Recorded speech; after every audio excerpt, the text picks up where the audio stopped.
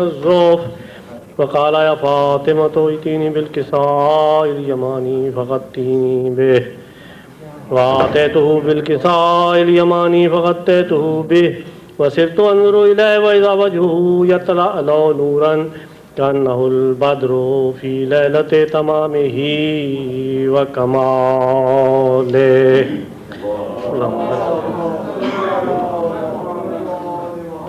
فما كانت إلا ساعة وإذا بولدي الحسن قد أقبل وقال السلام عليك يا أماه فقلت وعليك السلام يا قرة عيني وثمرة فؤادي فقال يا أماه إني أشم عندك رائحة طيبة كأنها رائحة جدي رسول الله فقلت نعم إن جدك تحت الكساء فأقبل الحسن نحو الكساء وقال السلام عليك يا جداه يا رسول الله أتظنني أن أكون معك تحت الكساء قال وعليك السلام يا ولدي ويا صاحب حوضي قد أذنت لك فدخل الحسن معه تحت الكساء.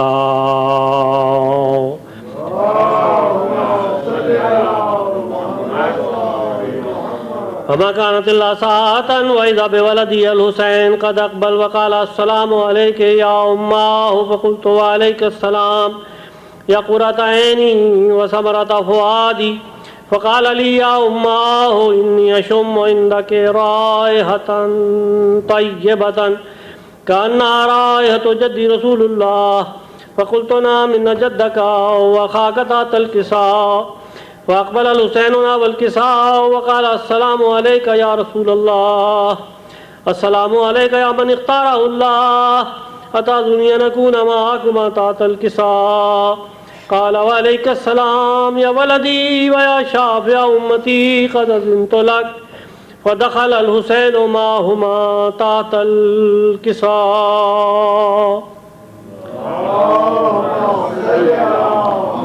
فأقبل عند ذلك أبو الحسن علي بن أبي طالب وقال السلام عليك يا بنت رسول الله فقلت وعليك السلام يا أبا الحسن ويا أمير المؤمنين فقال يا فاطمة إني أشم عندك رائحة طيبة كأنها رائحة أخي وابن عمي رسول الله فقلت نعم ها هو ما ولديك تحت الكساء فأقبل علي نحو الكساء وقال السلام عليك يا رسول الله أتظنني أن أكون معكم تحت الكساء قال له عليك السلام يا أخي ويا وسيي وخليفتي وصاحب لوائي قد أذنت لك فدخل علي تحت الكساء.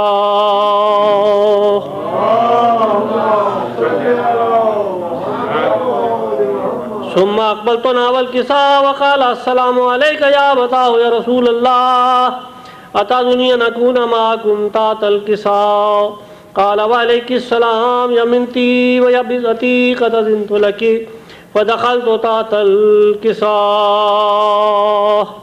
اللهم صل على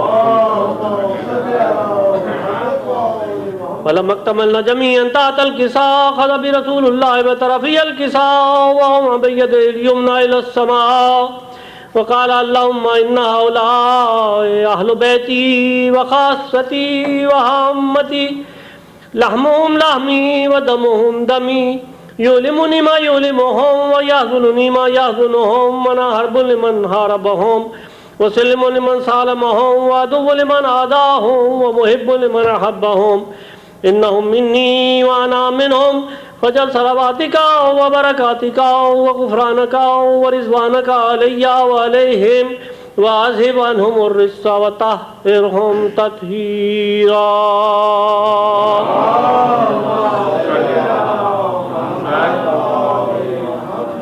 فقال الله عز وجل اعلموا يا ملائكتي ويا سكان سماواتي وعزتي وجلالي إني ما خلقت سماء مبنيا ولا أرضا مديا ولا قمرا منيرا ولا شمسا مضية ولا فلكا يدور ولا بحرا يجري ولا فلكا تسري إلا لأجلكم إلا لمحبة هؤلاء الخمسة الذين هم تحت الكساء. اللهم صل فقال الأمين جبريل يا رب ومن تحت الكساء؟ فقال الله عز وجل هم أهل بيت النبوة ومعدن الرسالة، هم فاطمة وأبوها وبالها وبنوها.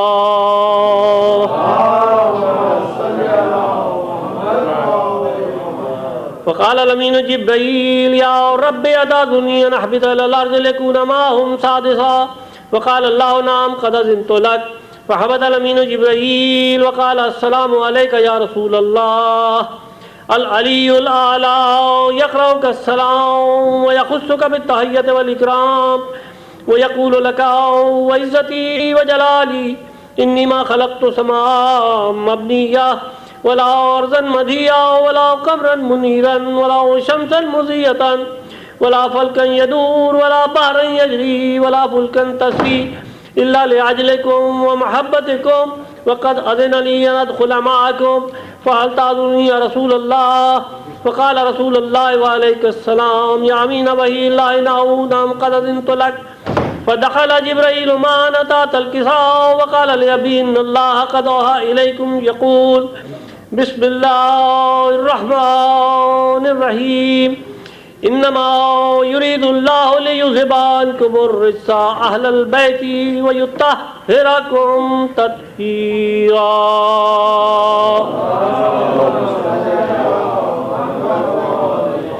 اللهم صل على محمد وآل محمد.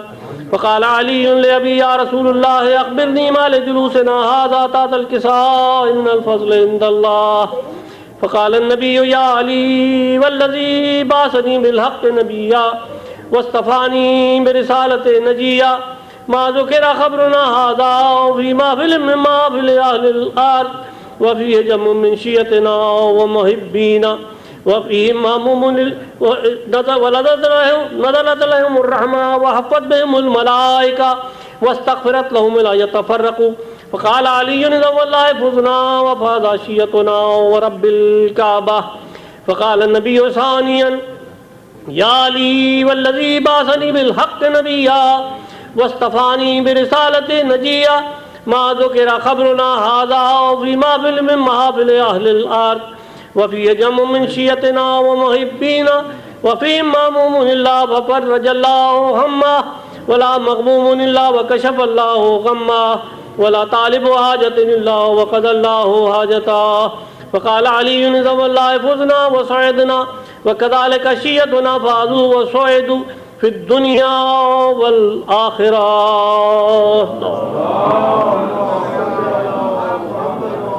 يا محمود بحق محمد يا علا بحق علي يا فاطر السماوات بحق فاطمة يا أحسن بحق الحسن يا قديم الإحسان بحق حسين عليه السلام وتسعة الأئمة بولد حسين عليه السلام. اللهم إني نسألك زيادة في العلم بركة في الرزق صحة في الجسم طورا في الحياة نورا في القلب توبة قبل الموت راحة عند الموت مغفرة بعد الموت نجاة من النار ودخولا في الجنة برحمتك يا أرحم الراحمين.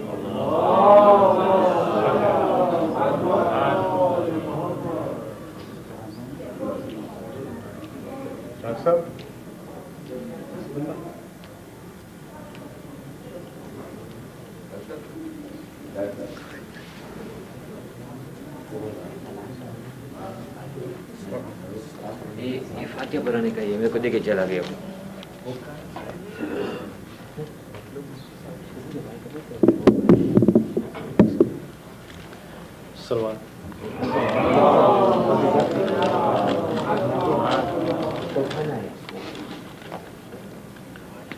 ہمیں یقین ہے ہمارا حسین زندہ ہے.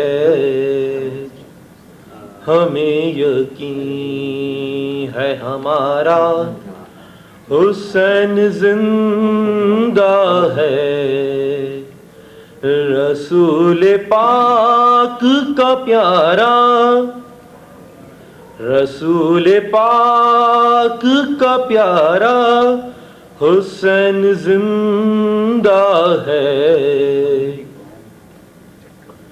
شہید ہو کے بھی نیزے پہ جو پڑھے قرآن شہید ہو کے بھی نیزے پہ جو پڑھے قرآن بطول بی بی کا پارا بطول بی بی کا پارا حسین زندہ ہے ہمیں یقین ہے ہمارا حسین زندہ ہے یہی تو ہے ابو طالب کے خون کی تاثیر یہی تو ہے ابو طالب کے خون کی تاثیر خدا کے دین کا سہارا خدا کے دین کا سہارا حسین زندہ ہے ہمیں یقین ہے ہمارا حسین زندہ ہے وہ جس کے واسطے ٹھہرے رسول اور نماز وہ جس کے واسطے ٹھہرے رسول اور نماز خدا رسول کا پیارا خدا رسول کا پیارا حسین زندہ ہے ہمیں یقین ہے ہمارا حسین زندہ ہے یزیدیت کا مقدر ہے موت ذلت کی یزیدیت کا مقدر ہے موت ذلت کی ہمارا فخر یہ نعرہ ہمارا فخر یہ نعرہ حسین زندہ ہے ہمیں یقین ہے ہمارا حسین زندہ ہے ہمیں نہ خوف جہاں ہے نہ خوف محشر ہے ہمیں نہ خوف جہاں ہے نہ خوف محشر ہے ہر ایک جہاں کا سہارا ہر ایک جہاں کا سہارا حسین زندہ ہے جو سب کو مار دے کہتے ہیں اس کو موت امیر جو سب کو مار دے کہتے ہیں اس کو موت امیر وہ جس نے موت کو مارا وہ جس نے موت کو مارا حسین زندہ ہے ہمیں یقین ہے ہمارا حسین زندہ ہے صلوات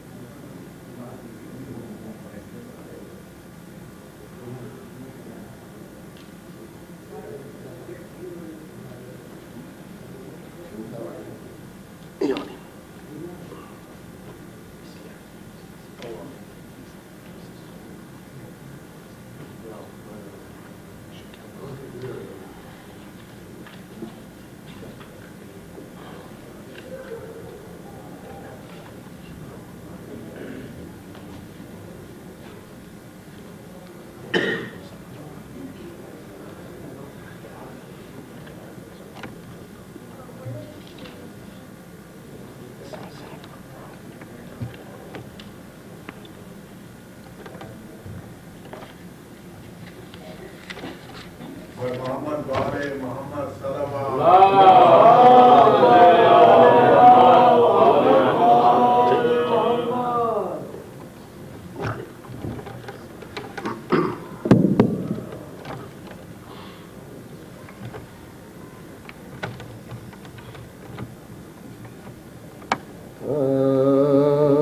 مسافران مصیبت وطن میں آتے ہیں، سفر سے آتے ہیں، سوغات لاتے ہیں، بجائے اشکو آنکھوں سے خون بہاتے ہیں، اٹھا کے ہاتھ مدینے کو یہ، اٹھا کے ہاتھ مدینے کو یہ سناتے ہیں، لٹا کے آئے ہیں زہرا کے سب گرانے کو، نہ کر قبول دعا میں، نہ کر قبول دعا میں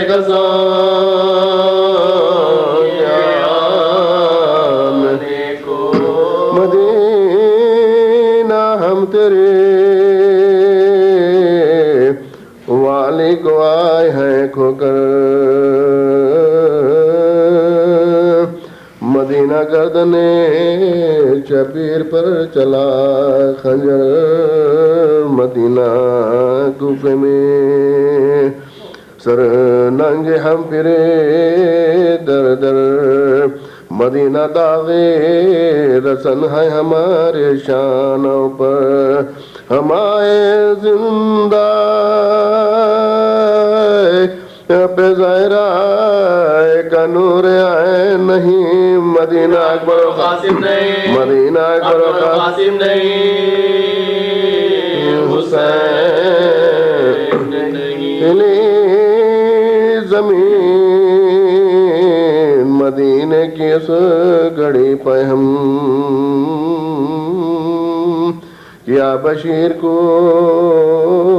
سجادے طلب دم، گلے میں شالے آزاد ڈال دی بدی دینم، اور اس کے ہاتھ میں رو کر دیا سیاہ علم، کہا کہ جان نہیں کو اپنے منہ دکھانے کی، مگر وطن میں خبر کر دے، مگر وطن میں خبر کر دے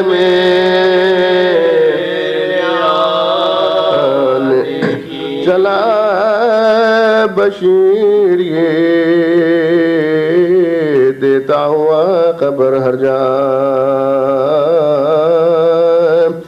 مگر مالے ہاشم دیکھتا ہے کیا کہ ایک مریضہ سرے راہ ہے کڑی تنہا، جو نام پوچھا تو رو رو کے بولی وہ صغرا، بشیر کہنے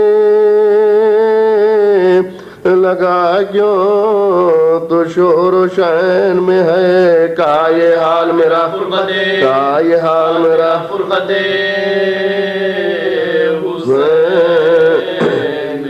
کھڑی ہوں منتظر اکبر کو دیکھوں کب آئے، میں گھر سے نکلی ہوں شاید کہ قاصد آ جائے، خدا کہیں میرے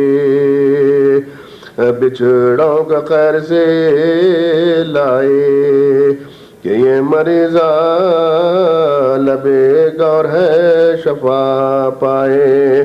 کوئی پدر کی خبر لائے پاؤں پڑتی ہوں جدا مسی سے ایڑیاں جدا مسی سے ایڑیاں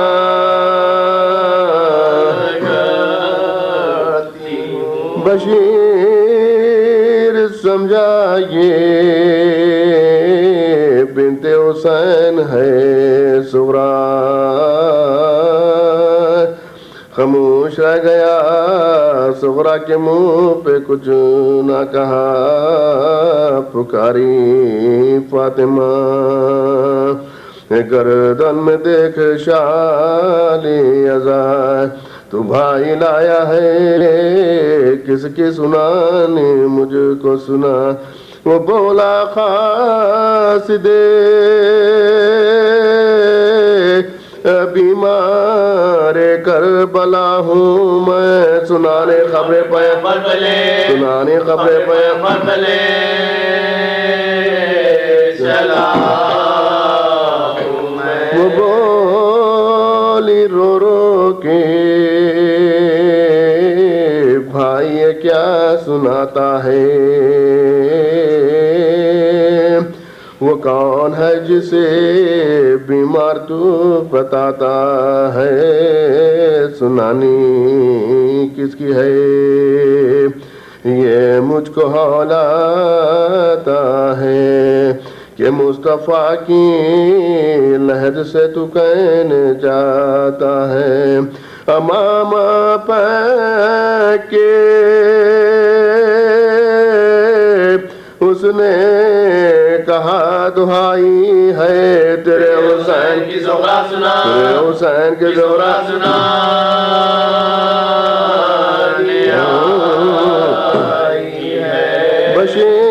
بشیر کہتا ہے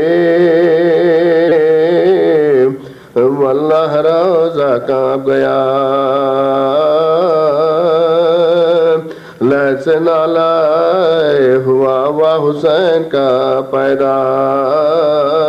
ادھر زمین پہ تڑپتی تھی فاطمہ زہرا. زنان ہاشمیاں نے وہاں ہجوم کیا. ہلا کے شان کہا شاہ مشرقین آئے. اڑو حسین کی عاشق اڑو حسین کی عاشق اڑو حسین کی عاشق اڑو حسین آئے. وہ آنکھیں کھول کے بولی کہ مر گئے بابا کہ اس میں قافلہ کربلا بھی آ پہنچا.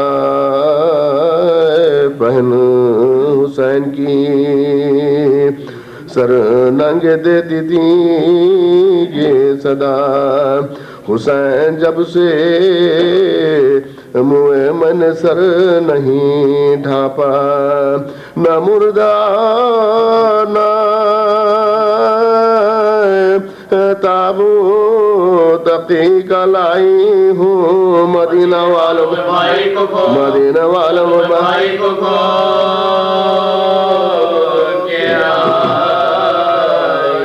مدینہ والوں کہو اس بہن کی کیا تقدیر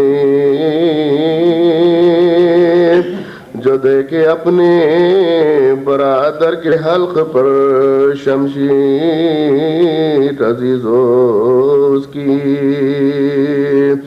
سزا کیا ہے کچھ کرو تقریر.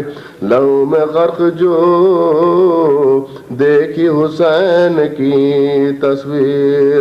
بتاؤ کہتے ہیں کیا سب سمجھائی کو جو اربعین طلب جو اربعین طلب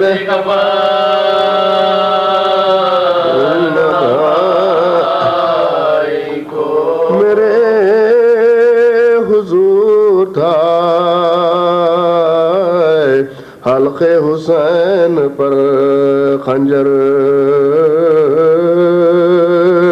شہید ہو گیا ہم شکل مصطفیٰ اکبر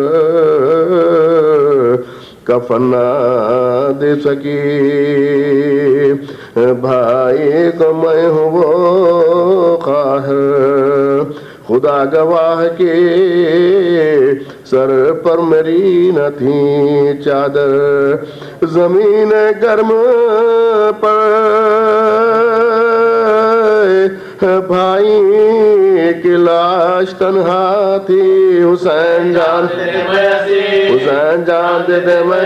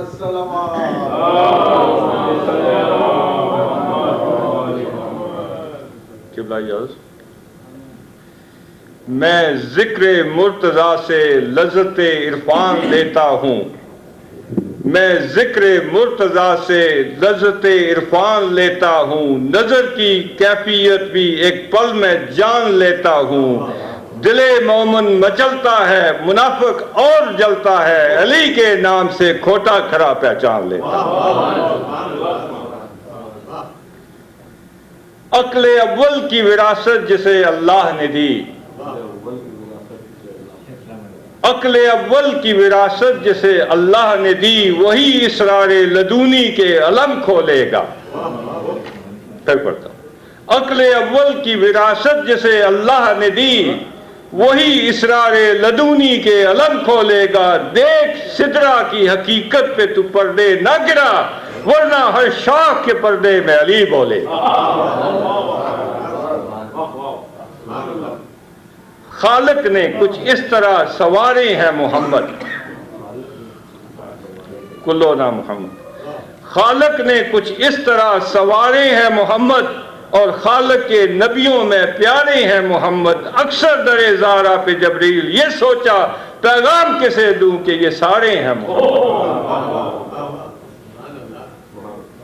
جو ہو مسجود ملائک وہ نبی بنتا ہے جو ہو مسجود ملائک وہ نبی بنتا ہے اور جو نبی سے بھی ہو مافوق ولی بنتا ہے اور جس پہ مخلوق کو ہونے لگے خالق کا گمان ایسا انسان زمانے میں علی بنتا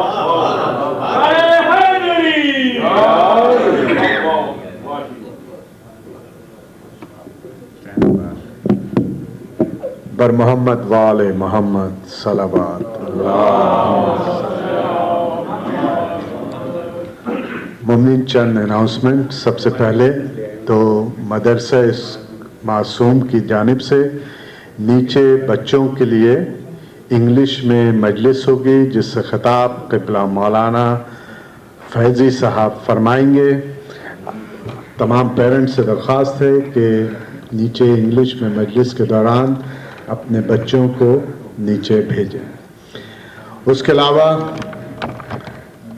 قبلہ مولانا سید مطلوب مہدی النجفی صاحب کی مجلسوں کا سلسلہ جو کل سے شروع ہوا ہے یہ کل یعنی سیٹرڈے تک جاری رہے گا کل کی مجلس بھی بعد نماز مغربین شروع ہوگی جس سے خطاب قبلہ مولانا سید مطلوب مہدی النجفی صاحب فرمائیں گے تمام مومنین سے درخواست ہے کہ اس میں شرکت کریں ایام عزا کی آخری مجلس حضرت امام حسن عسکری علیہ السلام کے شہادت کے سلسلے میں کمنگ تھرسڈے کو ہوگی آپ تمام مومنین سے درخواست ہے کہ اس مجلس میں شرکت کریں.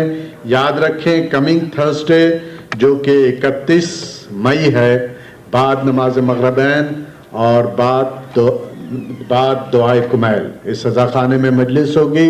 تمام مومنین سے اس میں شرکت کی استدعا ہے. صلوات بر محمد و آل محمد. محمد وآل محمد.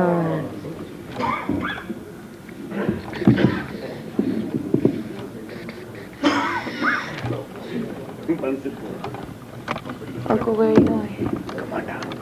آواز بلند صلوات.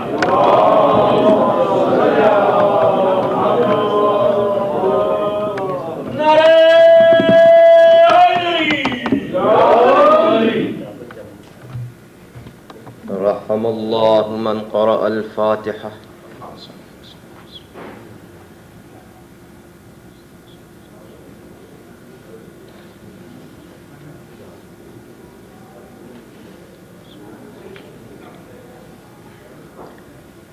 أعوذ بالله السميع العليم من الشيطان اللعين الرجيم. بسم الله الرحمن الرحيم. الحمد لله الذي هدانا لهذا وما كنا لنهتدي لولا أن هدانا الله. لقد جاءت رسل ربنا بالحق. والصلاة والسلام والتحية والإكرام على رسول الأنام البشير النذير السراج المنير الطهر الطاهر الدر الفاخر البحر الزاخر العالم الباهر الرسول المسدد المصطفى الأمجد الذي سمي في السماء أحمد وفي الأرضين أبي القاسم محمد.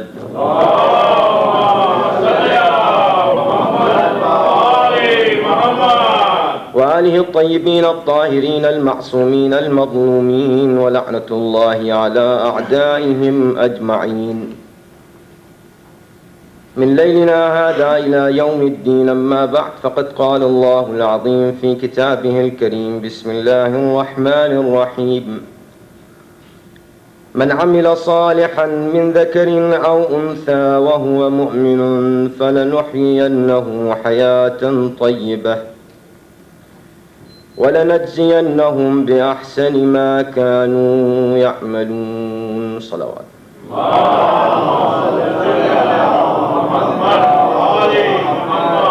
آپ حضرات سے گزارش ہے کہ ایک بار سورہ حمد اور 3 بار سورہ اخلاص کی تلاوت فرما کر مرحومہ جمیل فاطمہ بنت شوکت حسین نقوی کی روح کو ایصال فرمائیں.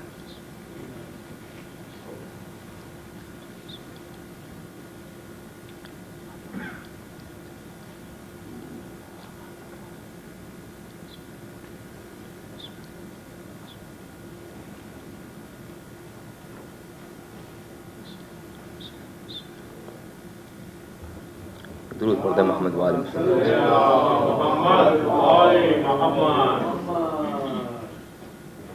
ایک بار مل جل کر درود پڑھتے محمد وآل محمد.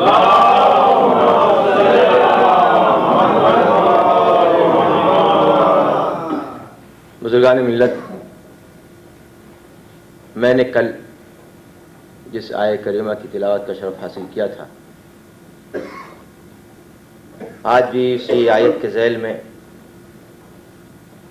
کچھ معروضات آپ کی خدمت میں پیش کرنے ہیں. سورہ مبارکہ نحل کی 97ویں آیت ہے، جس میں اللہ یہ ارشاد فرماتا ہے کہ من عمل صالحا، جو عمل خیر انجام دے، من ذکر او انثی، یہ عمل خیر انجام دینے والا خواہ مرد ہو یا عورت، وَهُوَ مُؤْمِنٌ، شرط یہ ہے کہ وہ مؤمن ہو، فَلَنُحْيِيَنَّهُ حَيَاةً طَيِّبَةً، تو ہم اس کو پاک و پاکیزہ زندگی دیں گے. وَلَنَجْزِيَنَّهُمْ بِأَحْسَنِ مَا كَانُوا يَعْمَلُونَ، اور وہ جو عمل انجام دیں گے اس سے کہیں بہتر جزا ان کو ہم دیں. کل میں نے یہ عرض کیا تھا کہ کچھ لوگوں نے یہ سمجھ رکھا ہے کہ موت فنا کا نام ہے. آج اسی سلسلے گفتگو کو آگے بڑھاتے ہوئے یہ عرض کرنا چاہتا ہوں کہ یہ نظریہ قرآن کے اعتبار سے غلط ہے، اس لیے کہ اللہ نے کبھی بھی یہ نہیں کہا کہ تم کو ہم موت دے رہے ہیں، فنا دے رہے ہیں. نہیں، ہم تم کو زندگی دیتے ہیں. اچھا، یہ آج کے ہمارے معاشرے میں، خواہ وہ ترقی یافتہ معاشرہ ہو یا جہان سوم تیسری دنیا کا معاشرہ ہو، دیہات کا ہو، شہر کا ہو، آپ اگر کسی کو کوئی شے دیتے ہیں تو یہ معیوب ہے کہ اس سے واپس لیں.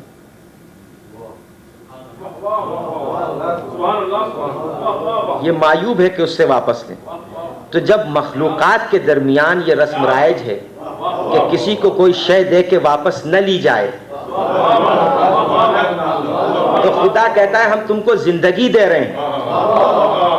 تو وہ خدا کیا ہے کہ جو زندگی دے کے واپس لے لے.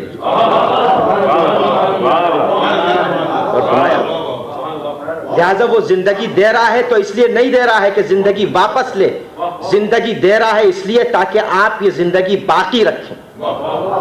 لیکن فرق کیا ہے، کیسے باقی رکھیں؟ اب اس نے زندگی دے کے ہم کو آزاد نہیں چھوڑ دیا، بلکہ کچھ قوانین بنائے، کچھ اصول بنائے تاکہ ہم ان قوانین و اصول کے ماتحت اپنی زندگی گزارتے چلے جائیں. لیکن سوال یہ پیدا ہوتا ہے کہ وہ قوانین ہم سمجھیں کہاں سے، ہمیں معلوم کیسے ہو کہ یہ قوانین پر عمل کرنے کے بعد ہماری زندگی حیات طیبہ میں، دائمی حیات میں تبدیل ہو جائے گی. تو اللہ نے کہا کہ دیکھو میں قوانین کے ساتھ ساتھ اپنے نور سے کچھ لوگوں کو خلق کر کے تمہارے حوالے کر دوں گا تاکہ ان کی زندگی دیکھتے جاؤ، اس پہ عمل کرتے جاؤ، حیات طیبہ کے مالک بن جاؤ. درود پڑھ دیں محمد والے محمد.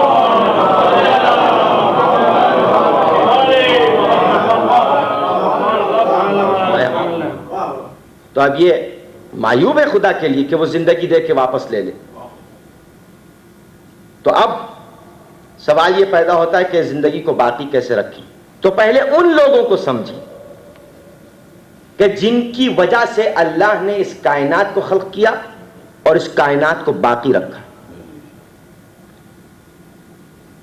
اللہ نے ارشاد فرمایا کہ لولا لما خلقت الافلاک، میرے حبیب اگر تم نہ ہوتے تو میں کائنات ہی کو خلق نہ کرتا، کائنات کو خلق ہی نہ کرتا. عام طور پر یہیں تک یہ حدیث پڑھی جاتی ہے، حدیث قدسی، کہ میرے حبیب اگر تم نہ ہوتے تو کائنات کو خلق نہ کرتا. لیکن حدیث یہاں پر رہ کر نہیں رکتی. حدیث کی منزل حدیث آگے ہے. میرے حبیب اگر تم نہ ہوتے تو کائنات کو خلق نہ کرتا. وَلَوْلَا عَلِي لَمَا خَلَقْتُكَ، اور اگر علی نہ ہوتے تو تم کو خلق نہ کرتا.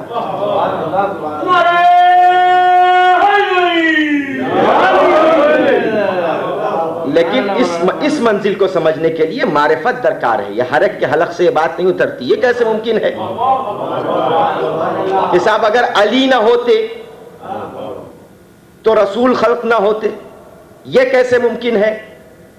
یہ بات تو ناممکن سی نظر آتی ہے کہ علی کی وجہ سے رسول خلق ہوئے. نہیں، منزل حدیث ابھی یہاں نہیں ہے، منزل حدیث ابھی اور آگے ہے.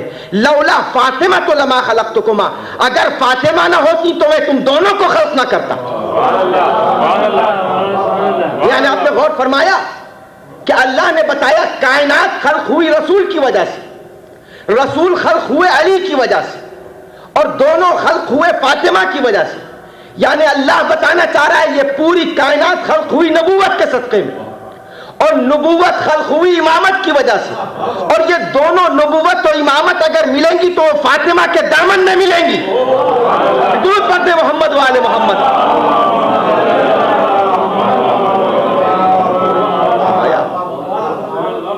تو آپ ان کی منزلت تو سمجھیں، ان کی حیات کو تو سمجھیں. اب اگر ہم یہ کہیں کہ صاحب 40 سال کے بعد یہ رسول بنے تھے، تو پھر ہماری زندگی اس زندگی میں تبدیل نہیں ہو سکتی جو زندگی اللہ ہم کو دینا چاہ رہا ہے. نہیں، وہ زندگی پھر فنا کے قعر مذلت میں جا کر ختم ہو جائے. لیکن اگر ہم ان کی حیات طیبہ کو سمجھ لیں گے تب اپنی زندگی کو، تب اپنی حیات کو ہم دائمی حیات بنا سکتے ہیں. کیوں؟ اس لیے کہ اللہ نے بتایا منبع حیات یہ ہیں، زندگی کا سرچشمہ یہ ہے، زندگی ان سے ملے گی. اسی لیے حدیث میں وارد ہوا ہے کہ اللہ اس پر رحم کرے جو ہمارے امر کو زندہ کرے. امر سے مراد یہاں کیا ہے؟ یہاں امر سے مراد فضائل اہل بیت. تو زندگی فضائل اہل بیت سے ملتی ہے، در اہل بیت سے ملتی ہے. کیوں؟ آئیے میں آپ کی خدمت میں عرض کروں بطور مثال. لوگوں کی سمجھ میں نہیں آتا تھا کہ ہمارا عقیدہ یہ نہیں ہے کہ رسول دنیا میں پیدا ہوا کہ یہاں خلق ہوئے. نہیں، خلق وہاں ہوئے تھے، ظاہر یہاں ہوئے. ظاہر یہاں ہوئے، خلق وہاں ہو گئے تھے. اس لیے کہ اگر رسول بھی یہاں خلق ہوئے، ہم بھی یہاں خلق ہوئے، تو ہم میں اور ان میں فرق کیا رہا؟ کیا فرق ہوا ہم میں اور ان کے درمیان؟ نہیں. تو اس کا مطلب یہ ہے کہ خلق وہاں ہوئے. اسی لیے پورے قرآن میں آپ دیکھیے عجیب فصاحت و بلاغت قرآنی ہے. کہیں بھی اللہ نے یہ نہیں فرمایا کہ میرے حبیب ہم نے تم کو خلق کیا. نہیں، ہم نے تم کو بھیجا. پوری توجہ، ہم نے تم کو بھیجا. هو الذی بعث، وہ خدا وہ ہے جس نے بھیجا. تو اب جو شے پہلے سے ہوتی ہے وہ بھیجی جاتی ہے. اور فرمایا جو شے پہلے سے ہوتی ہے وہ بھیجی جاتی ہے. لیکن جو شے پہلے سے مفقود ہو اس کے بارے میں نہیں کہا جا سکتا کہ ہم بھیجیں گے. ہم نے کہا ہم آپ کے پاس کل مٹھائی بھیج دیں گے، تو اگر ہمارے پاس مٹھائی ہوگی تو بھیجیں گے، نہیں ہوگی تو کہاں سے بھیجیں گے؟ تو اس کا پہلے سے موجود ہے کوئی شے. تو اللہ نے رسول کے لیے نہیں فرمایا کہ خلق کروں گا، نہیں بھیجوں گا. بات سمجھ میں نہیں آتی لوگوں کی، عجیب منزل ہے. بھائی آپ دیکھیے فلسفہ روح کے متعلق بڑی بحثیں ہوئی علم کلام میں کہ روح کیا ہے. تو قرآن کی آیت ہے کہ یسألونک عن الروح، میرے حبیب یہ پوچھتے ہیں کہ روح کیا ہے. قل الروح من امر ربی، میرے حبیب ان سے کہہ دیجئے کہ روح میرے پروردگار کا امر ہے. کیا مطلب؟ پالنے والے تو پورا دین سمجھا رہا ہے، پورا دین بتا رہا ہے، پورا کلمہ بھیج رہا ہے، پورا قرآن نازل کر رہا ہے. اگر وہ روح کے متعلق سوال کر رہے ہیں تو ایک تفصیلی جواب دے دیتا. تیرے یہاں علم کے خزانے کی کوئی کمی تو ہے نہیں. لیکن یہ معلق جواب کیوں چھوڑ دیا کہ کہہ دو کہ روح میرے پروردگار کا امر ہے؟ عجیب بات ہے. جواب مکمل نہیں ہے. اگر آپ کسی عالم دین سے سوال کریں اور وہ کہے کہ ٹھیک ہے چھوڑیے، یہ بات آپ کی سمجھ میں نہیں آئے گی، یہ تو صرف علماء سمجھتے ہیں، تو آپ کہیں گے واہ کمال ہے، ہم نے سوال کیا آپ جواب تو دے دیجیے. تو اب سوال کرنے والا سوال کر رہا ہے روح ہے کیا، تو اللہ کو بتانے میں ہے کیا کہ روح کیا ہے. لیکن اللہ کہہ رہے کہ نہیں، روح میرے پروردگار کا امر ہے. اللہ بتانا چاہ رہا ہے کہ دیکھو میں قیامت تک ایک چیز رکھ رہا ہوں، روح. اب قیامت تک دنیا جتنی بھی ترقی کرتی جائے گی روح کو نہیں سمجھ سکتی. جس چیز کے لیے قرآن مجید نے تحقیق کے دروازے کھولے ہیں تو وہاں سائنس ترقی کر رہی ہے، لیکن سائنس ابھی تک روح کو نہیں سمجھ پائی. تو اتنے عرصے کے بعد جب دنیا ترقی پانے کے بعد امر کو نہ سمجھی تو اولو الامر کو کیا سمجھے؟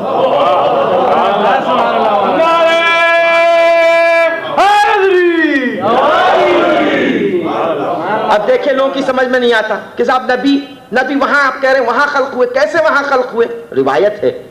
اچھا آپ بتائیے جسم پہلے خلق ہوا یا روح؟ روح پہلے خلق ہوئی. اور کب، کتنے دن پہلے خلق ہوئی روح جسم سے؟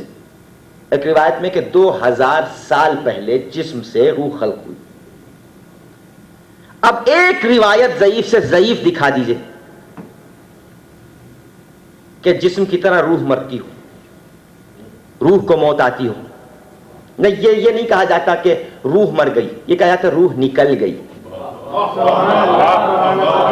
اب یہ نکل کے گئی کہاں؟ اب یہ نکل کے روح گئی کہاں؟ اچھا, اللہ نے کیا کہا؟ وَنَفَخْتُ فِيهِ مِن روحی, جب میں اپنی روح پھونک دوں, تو اس کا مطلب روح پہلے سے موجود تھی جو پھونک رہا تھا. جسم بنایا, روح پہلے سے موجود تھی, تاکہ جب جسم بن جائے تو اس کے بعد روح پھونک دے. تو روح پہلے بھی تھی, جسم کے آنے سے پہلے بھی روح تھی, اور جسم جانے کے بعد بھی روح رہے گی. تو یہ امر کی منزل ہے, یہ امر کی منزل ہے. جو جسم سے ہزاروں سال پہلے خلق ہوئی, تو یہ بات تمہارے سمجھ میں آ جاتی ہے کہ روح جسم سے پہلے خلق ہو سکتی ہے. تو رسول کائنات سے پہلے خلق کیوں نہیں ہو سکتے؟ اس لیے کہ یہ پوری کائنات ہے جسم, اور رسول ہے روح کائنات. اور اللہ نے کہا کہ میں نے تمہاری وجہ سے کائنات کو خلق کیا. عجیب بات. تو اب کائنات تو خلق ہو گئی, اب کائنات کو باقی بھی تو رہنا ہے. تو اب رسول تو بظاہر ہمارے درمیان سے چلے گئے, تو اب کائنات کو باقی کون رکھے گا؟ تو دیکھیں, دو چیزیں ہیں, ایک سبب تخلیق کائنات اور ایک سبب بقائے کائنات. رسول ہے سبب تخلیق کائنات, لیکن نبوت ہو گئی ختم. اب جب نبوت ختم ہو گئی تو اس کا مطلب کائنات کو بھی ختم ہو جانا چاہیے تھا. لیکن اللہ نے کہا نہیں, میں نے نبوت کی وجہ سے کائنات کو خلق کیا, امامت کی وجہ سے باقی رکھا.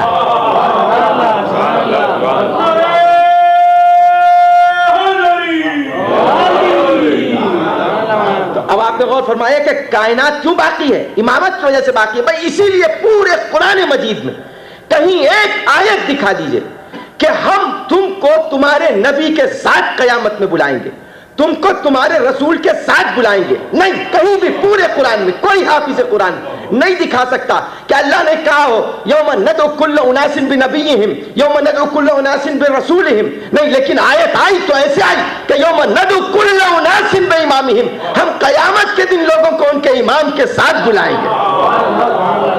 ایک درود پڑھ دیں محمد والے.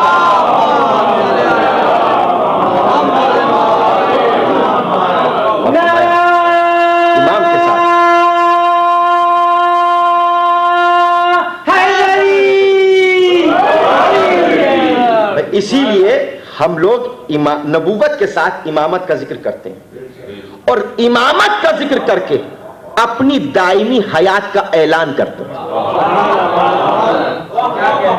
اپنی دائمی حیات کا اعلان کرتے ہیں. کیوں؟ اس لیے کہ امامت اس ایک دھاگے کا نام ہے جس کا ایک سرا نبوت اور توحید سے ملتا ہے تو دوسرا سرا قیامت سے ملتا ہے.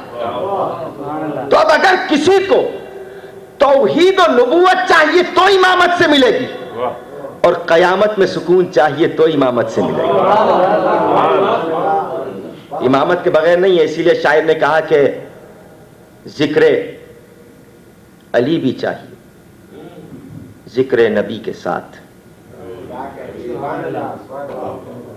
ذکر علی بھی چاہیے ذکر نبی کے ساتھ, ورنہ کھلا فریب ہے یہ زندگی کے ساتھ.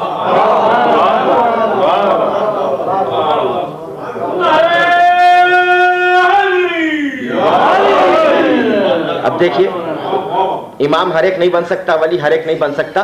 دوسرے شعر میں اس طرف اشارہ ہے, ذکر نبی بھی ذکر علی بھی چاہیے ذکر نبی کے ساتھ, ورنہ کھلا فریب ہے یہ زندگی کے ساتھ. اور حیدر کی ہمسری میں جو فیاض بن گئے ان کی نماز بھی گئی انگشتری کے ساتھ.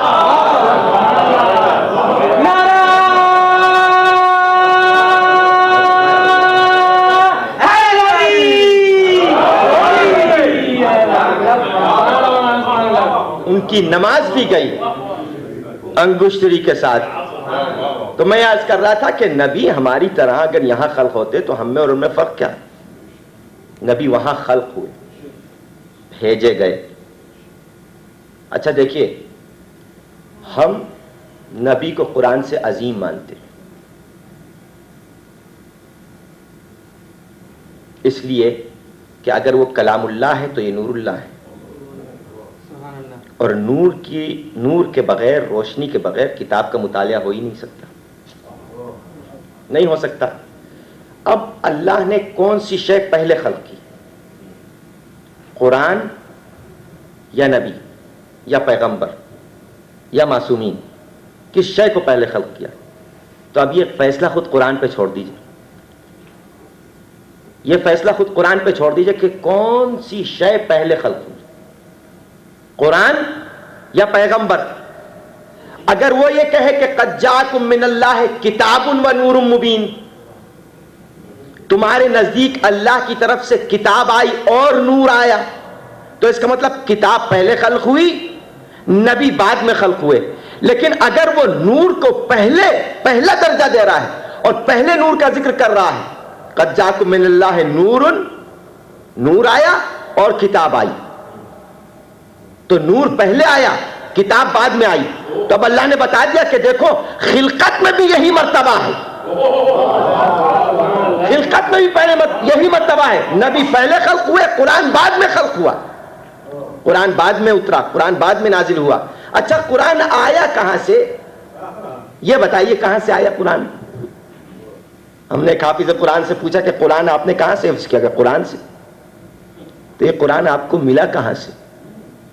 یہ قرآن تو ہم نے صاحب جامع مسجد میں جو دکان ہے وہاں سے لیا، وہ دکاندار کے پاس کہاں سے آیا؟ کہ وہ پریس سے چھپوایا تھا، اس کے پاس، تو پریس والے کے پاس کہاں سے آیا؟ کہ وہ پریس والے کے پاس دیوبند کے جو مفتی ہیں انہوں نے دیا تھا، بڑا اچھا نسخہ، بڑا نادر نسخہ، ان کے پاس کہاں سے آیا؟ کہ وہ سعودی عرب سے آیا۔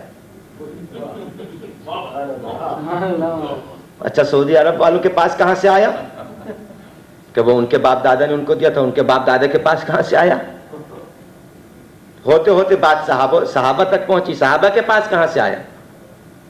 کہ جمع کیا تھا، جمع کہاں سے کیا تھا؟ کہ حفظ کیا تھا، تو حفظ کس نے کرایا تھا؟ کہ رسول پہ جو وحی نازل ہوتی رہی وہ بتاتے رہے، وہ قرآن کی شکل میں جمع ہو گیا۔ تو اب رسول کے پاس قرآن کہاں سے آیا؟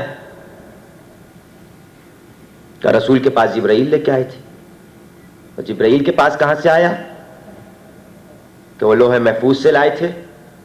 تو یہ لوح محفوظ کیا ہے؟ یہ لوح محفوظ کیا ہے؟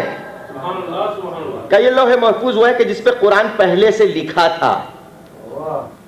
اور فرمایا آپ نے پہلے سے لکھا تھا، جبرائیل وہاں سے لائے لوح محفوظ سے۔ اچھا لکھا کس نے تھا؟ پوری توجہ، اس لوح محفوظ پہ قرآن لکھا کس نے تھا؟ اللہ کے تو ہاتھ ہے نہیں، میں نے کل عرض کیا تھا کہ وہ تو جسم رکھتا نہیں، تو اب لوح محفوظ پہ کس نے لکھا؟ وہی لکھے گا جو ید اللہ ہوگا، وہی لکھے گا جو ید اللہ ہوگا۔ تو اب دیکھیے یہی فرق ہے، دنیا تعجب کرتی ہے کہ علی نے پیدا ہوتے ہی قرآن کیسے پڑھا، انجیل کیسے پڑھی، زبور کیسے پڑھی، توریت کیسے پڑھی۔ تعجب نہ کرو، اس لیے کہ انسان اپنا لکھا ہوا بہتر طریقے سے پڑھ سکتا ہے۔ درود پڑھتے ہیں محمد و آل محمد۔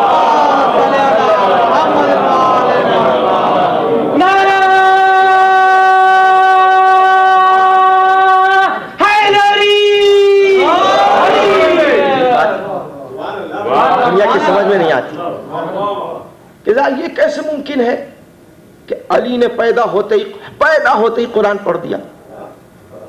ارے یہ دونوں ساتھ ساتھ چلے آ رہے تھے وہاں سے۔ ابو بصیر صحابی ہیں چھٹے امام کے،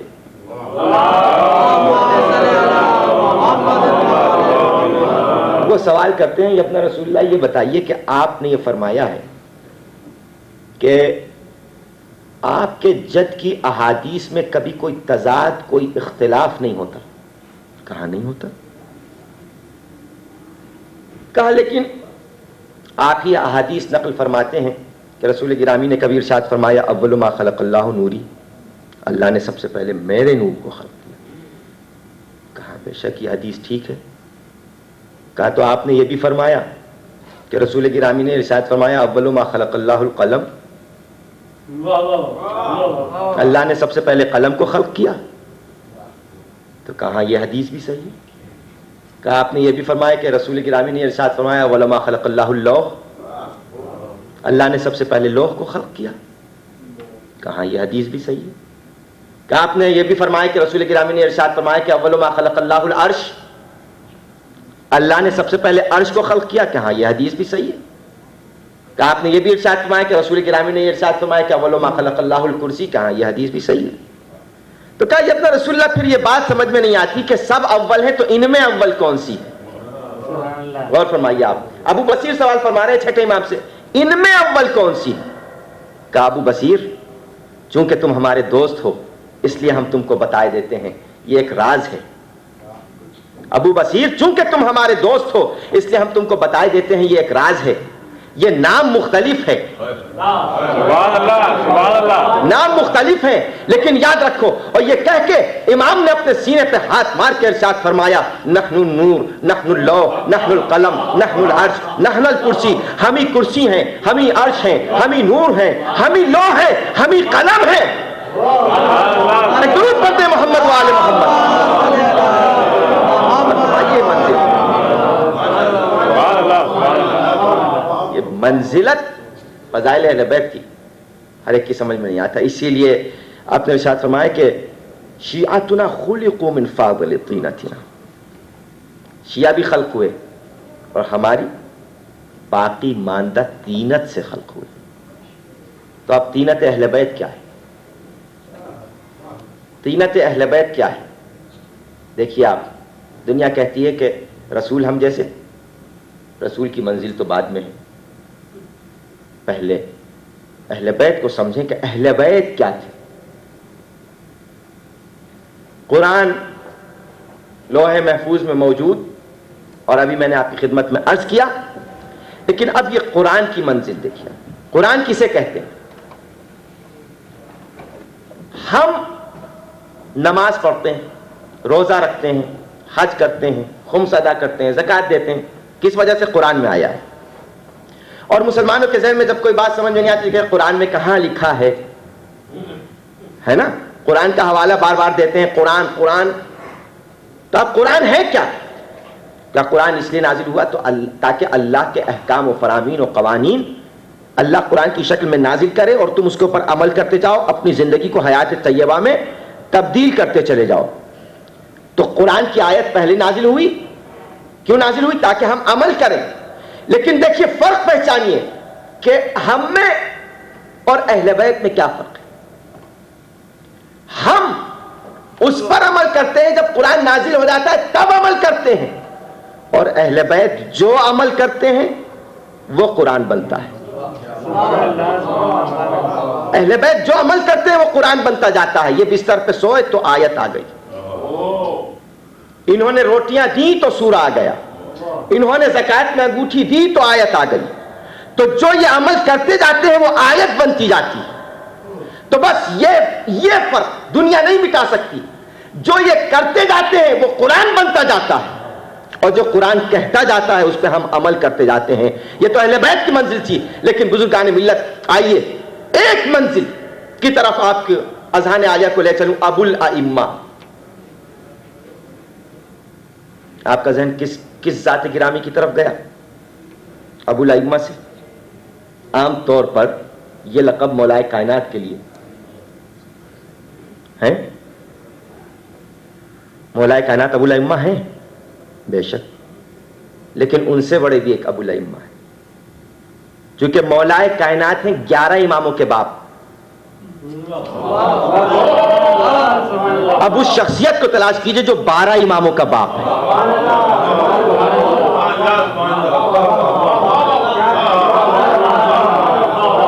جناب ابو طالب، ابو الائمہ 12 اماموں کے باپ، معمولی شخصیت نہیں ہے. 12 اولیاء کے باپ، 12 اماموں کے باپ. عام طور پر ابو الائمہ مولائے کائنات کو کہا جاتا ہے، لیکن حقیقت میں ابو الائمہ ذات ابو طالب. اب دیکھیے جو یہ کہتے جائیں، جو یہ کرتے جائیں وہ قرآن بنتا جاتا ہے. میں نے عرض کیا تھا تو دنیا صرف اہل بیت کی منزل کو سمجھ رہی ہے.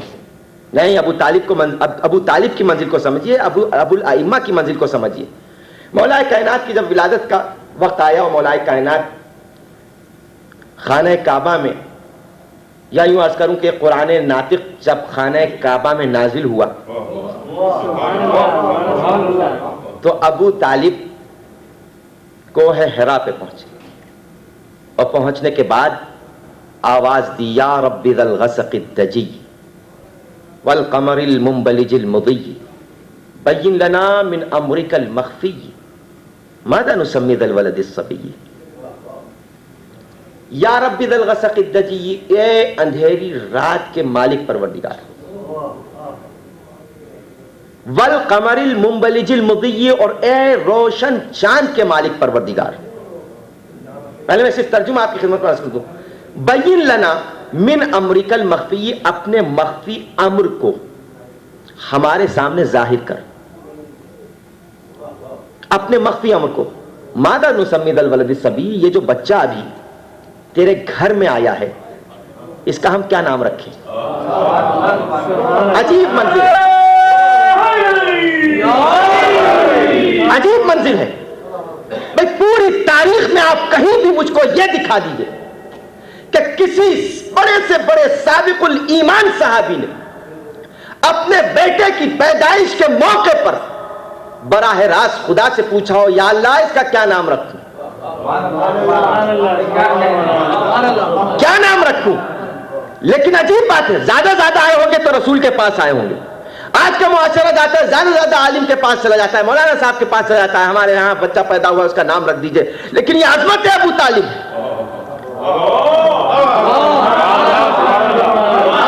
کہ خدا سے کتنا قریبی رشتہ ہے۔ یہ بتا رہے ہیں ابو طالب، دیکھو یہ ہمارے گھر کی رسم ہے کہ جب ہم نام بھی اپنے بچوں کا خدا کے پوچھے بغیر نہیں رکھتے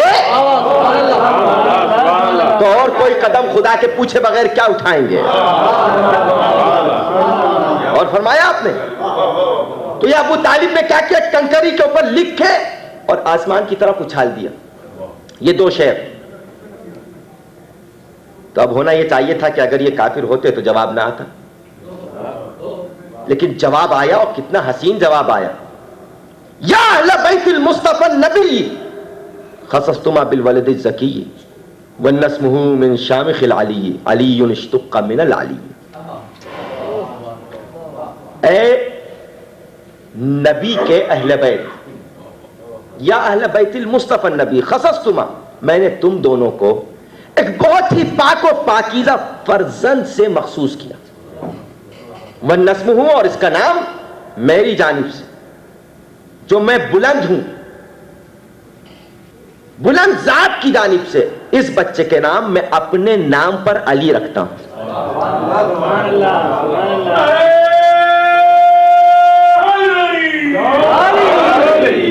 اپنے نام پر علی رکھتا ہوں۔ اب آپ دیکھیں منزل، غور فرمائیے، میں نے عرض کیا تھا کہ یہ وہ ہیں کہ جو کہہ دیتے ہیں قرآن بن جاتا ہے، تو یہ صرف منزل امامت تک نہیں محدود تھی۔ اب ابو طالب کو دیکھیں کیا کہا تھا، یا رب ذا الغسق الدجی، اے اندھیری رات کے مالک پروردگار۔ تو اب اللہ نے ابو طالب کے جملوں کو آیت میں ایسے بدلا کہ قسم کھائی واللیل اذا یغشی، قسم ہے اس رات کی جب اندھیری ہو جائے،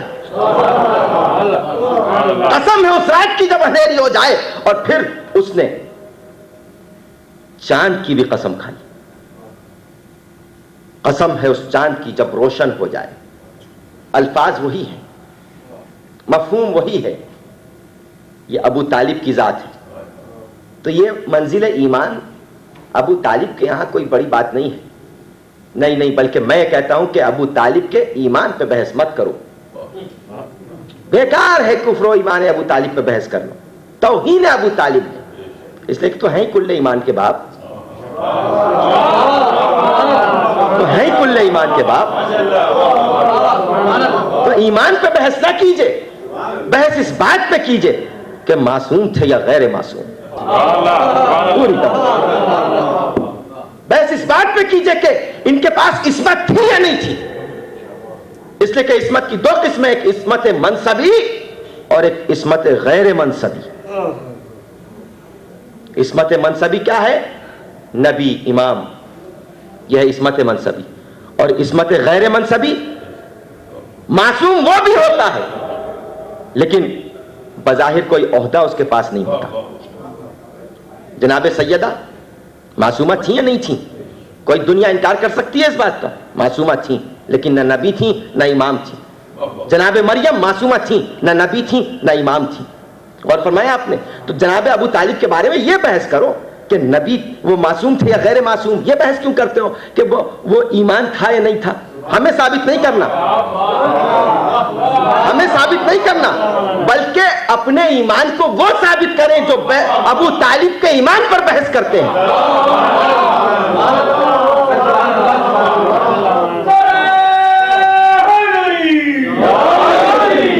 وہ ثابت کریں.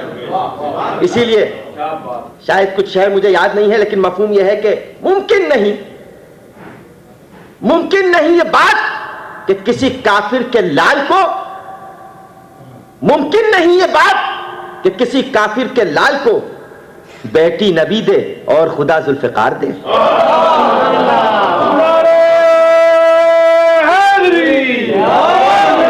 کفر و ایمان کی بحث تو نہیں کرنی.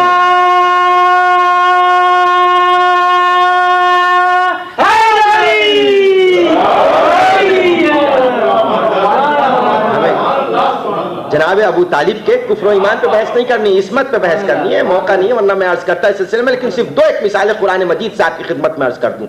جب جناب مریم کی والدہ حضرت حنا نے بارگاہ پروردگار میں عرض کی پالنے والے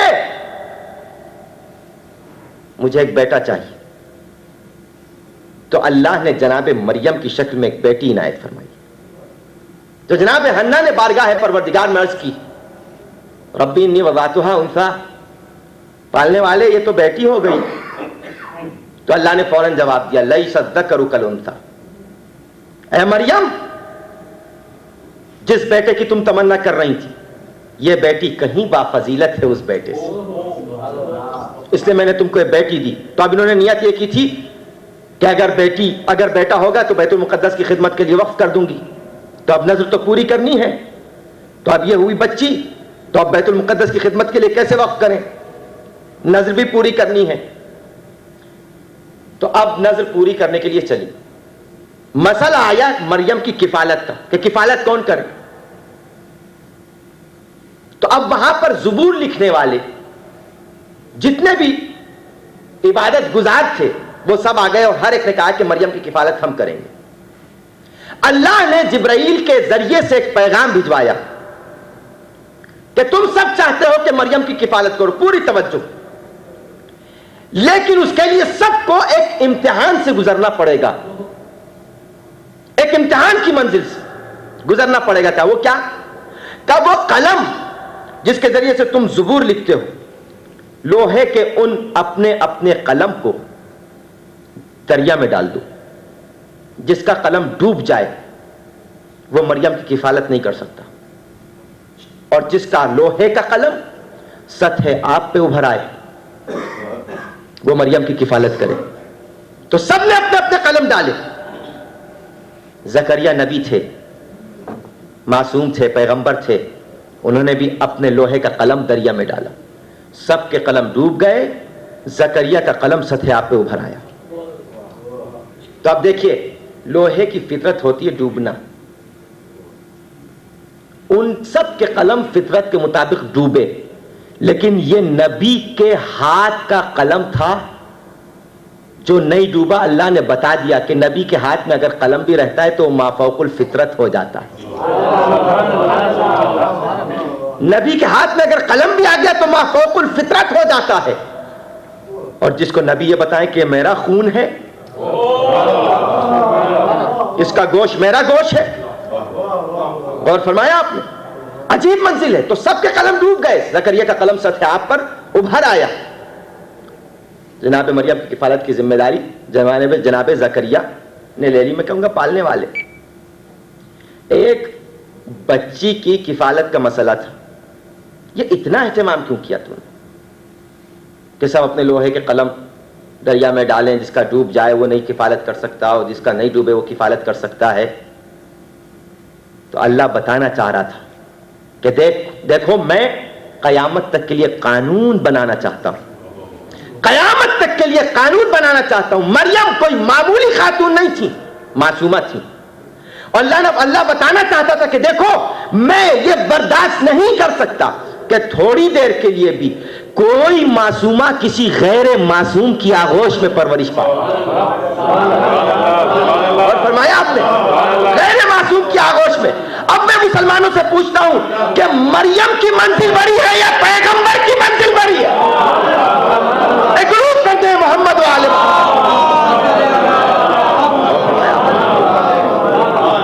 کس کی منزل عصمت بڑی، پیغمبر کی یا مریم کی؟ اللہ اکبر۔ منزل عصمت ابو طالب پہچانیے، اس لیے کہ اللہ کسی بھی نبی کو، کسی بھی معصوم کو ناپاک آغوش کے حوالے نہیں کرتا، ناپاک آغوش کے حوالے نہیں کرتا، بلکہ یہ اس آغوش کے حوالے کرتا ہے کہ جو آغوش منبع طہارت ہے، جہاں سے طہارتوں کے سوتے پھوٹے، جہاں سے طہارتوں کے دریا چلے، جہاں سے پاکیزگیوں کے دریا روانہ ہوئے، وہ ہے یہ حیات، وہ ہے یہ زندگی۔ تو اب زندگی جسم کی زندگی نہیں ہے، جسم کی زندگی نہیں ہے، بلکہ اصل زندگی، اصل حیات فکر کی حیات ہے، عقیدے کی حیات ہے۔ اگر عقیدہ زندہ رہ جائے تو انسان زندہ ہے، اور اگر عقیدہ مر جائے تو انسان مردہ ہے۔ ابو طالب کا عقیدہ کیا تھا؟ ابو طالب کا عقیدہ کیا تھا؟ کہ نبوت زندہ رہ جائے، اور فرمایا آپ نے نبوت زندہ رہ جائے۔ یہ ابو طالب کا نظریہ تھا، یہ ابو طالب کی فکر تھی، یہ ابو طالب کا عقیدہ تھا کہ نبوت زندہ رہ جائے۔ بس چند جملے عرض کروں گا۔ تاریخ نے ایک عجیب مشہور واقعہ، اور عرض کر رہا ہوں بہت مشہور و معروف تاریخ ہے ہمارے ہندوستان میں، محمد اکبر خان عجیب آبادی کی تاریخ اسلام، اس میں یہ واقعہ درج ہے کہ ایک مرتبہ رسول گرامی ابو طالب کی نظروں سے اوجھل ہو گئے۔ ابو طالب پریشان کہ رسول کہاں گئے، ڈھونڈتے ہوئے نکلے، اور کس انداز سے نکلے؟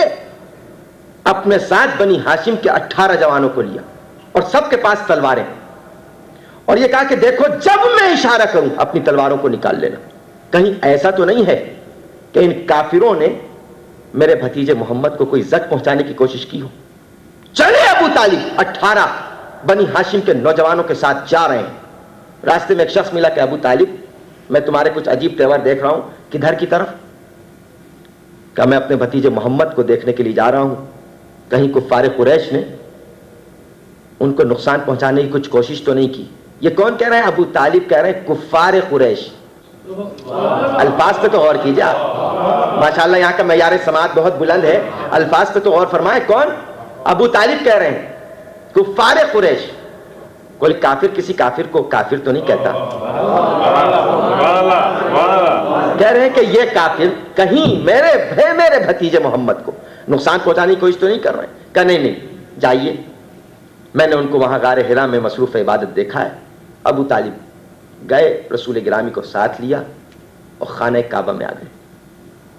گھر چلے جاتے، لیکن دیکھیے اب تاریخ دیکھیے، خانہ کعبہ میں تشریف لائے، اور تشریف لانے کے بعد رسول گرامی کو ایک بلند مقام پر کھڑا کیا، اور اس کے بعد آپ نے جو ایک پورا قصیدہ کہا ہے، پورا قصیدہ۔ دنیا کہتی ہے کہ شیعہ لوگ نعت کہنا نہیں جانتے، ارے نعت چلی کہاں سے؟ نعت چلی کہاں سے؟ بھائی ابو طالب سے نعت چلی ہے، ابو طالب سے بہتر نعت کوئی بھی نہیں کہہ سکتا۔ اور بلند مقام پہ کھڑا کرنے کے بعد ابو طالب کو آپ نے ارشاد فرمایا واللہ لن یصلوا الیک بجمعہم۔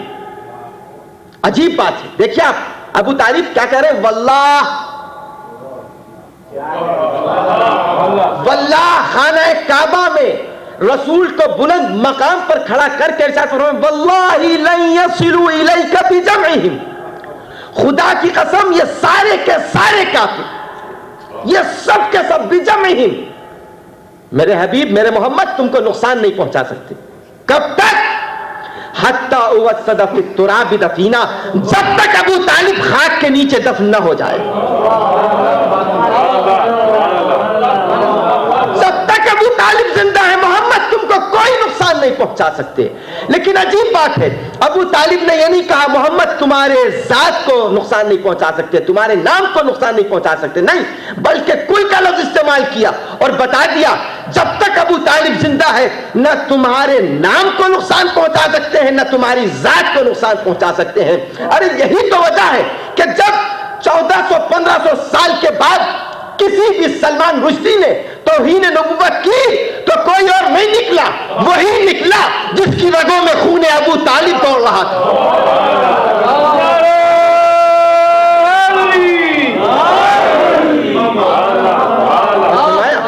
और उसने फतवा दे के बताया, तो ये आगा खुमैनी का फतवा नहीं था, ये अबू तालिब की हयात का ऐलान हो रहा था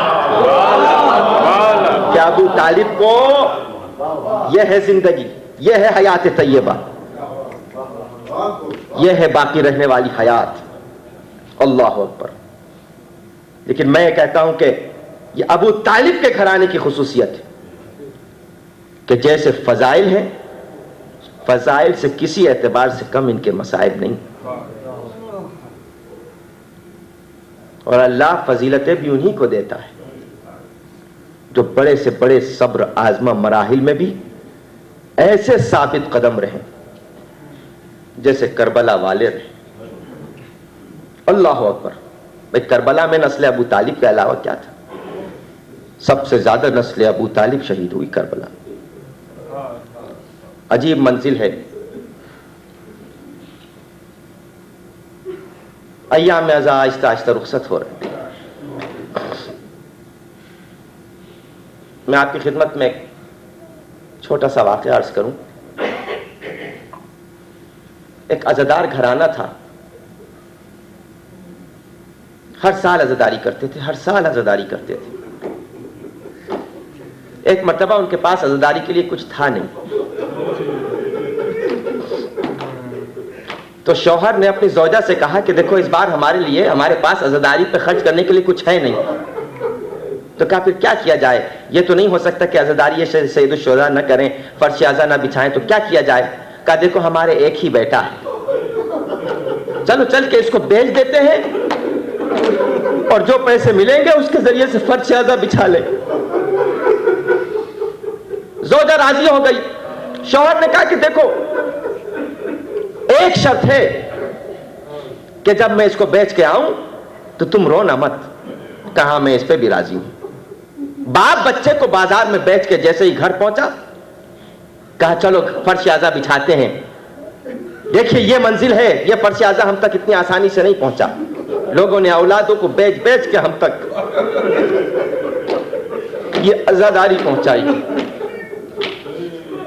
जब बेच के आया तो देखा ज़ौजा रो रही है।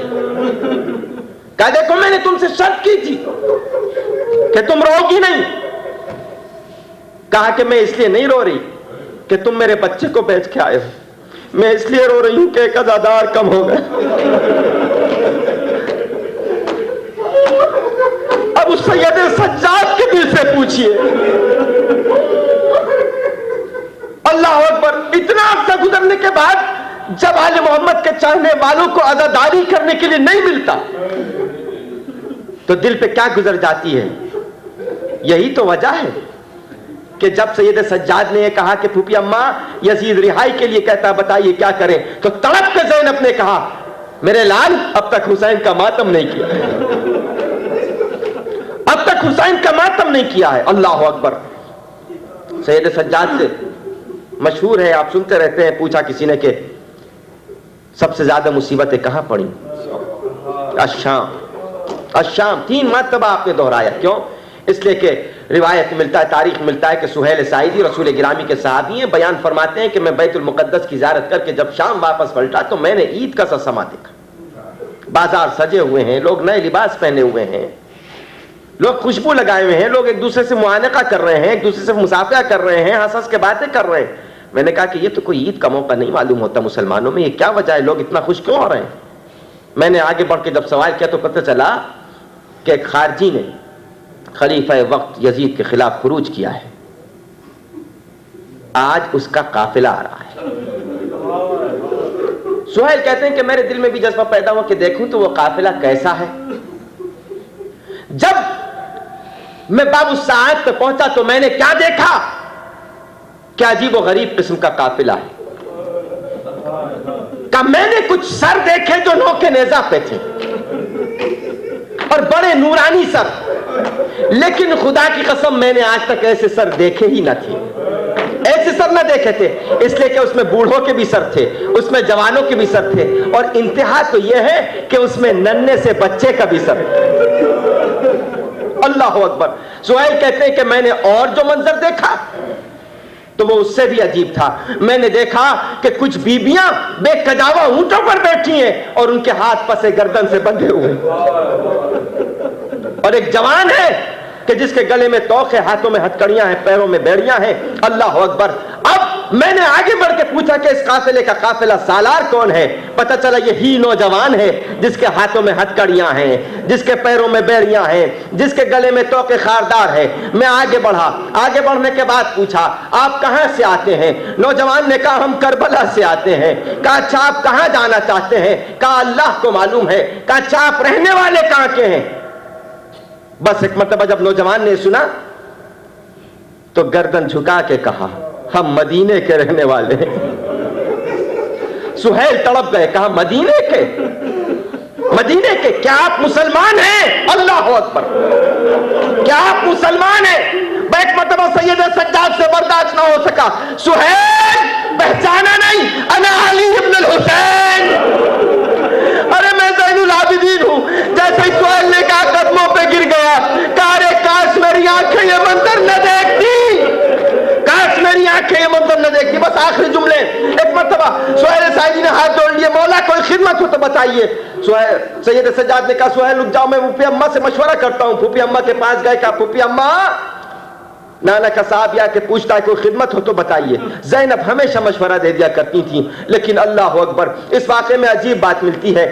آج زینب نے مشورہ نہیں دیا بلکہ سکینہ کے پاس آئی، ننھی سی سکینہ کے پاس، یتیمہ حسین کے پاس آئی۔ آنے کے بعد کہا سکینہ، نانا کا صحابی آیا ہے، پوچھتا ہے کوئی خدمت ہو تو بتاؤ۔ بس سکینہ جو جملہ کہا اسی جملے پہ ختم کر رہا ہوں، عزیزو رونا ہو تو رو لو۔ سکینہ نے کہا پھوپھی اماں دربار عام میں جا رہے ہیں، اے پھوپھی اماں سروں پہ چادریں نہیں ہیں، اے پھوپھی اماں سہیل سے کہہ دیجئے ممکن ہے تو چادر لے آئے۔ لعنت اللہ علی کل